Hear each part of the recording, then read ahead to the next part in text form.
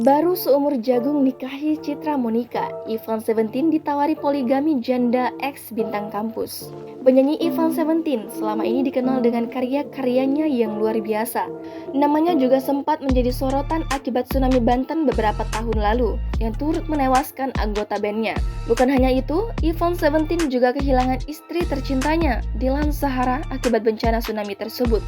Ivan juga telah menikah kembali dengan wanita cantik bernama Citra Monica. Namun siapa sangka, kendati sudah memiliki pasangan, ada yang menawarkan poligami kepada Ivan Seventeen. Padahal Ivan Seventeen dan artis cantik Citra Monica terbilang baru menikah.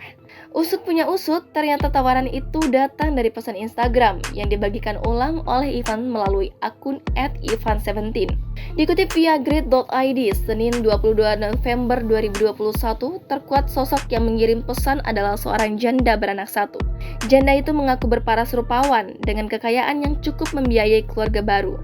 Janda tersebut mengaku memiliki restoran dengan puluhan karyawan. Tak cuma itu, Mina pun mengklaim sebagai primadona zaman kuliah. Mina lantas menanyakan mengenai niat Ivan Seventeen untuk menikah. Dia juga tak membebankan nafkah kepada pria berusia 38 tahun tersebut. Pesan tersebut tentu membuat siapapun berpikir bahwa Mina ingin menjadi istri kedua Ivan Seventeen. Tapi faktanya tidak demikian. Pada kalimat selanjutnya, Ivan menemukan plot twist tak terduga. Ya, Mina ingin menjodohkan Ivan dengan wanita berusia 60 tahun yang merupakan pembantunya. Sontak Ivan kehilangan kata. Ia bingung bagaimana harus merespon. Unggahan itu sontak sukses mengocok perut pengikut Ivan Seventeen. Mereka merasa terhibur dengan pesan dari Mina yang endingnya tak disangka-sangka.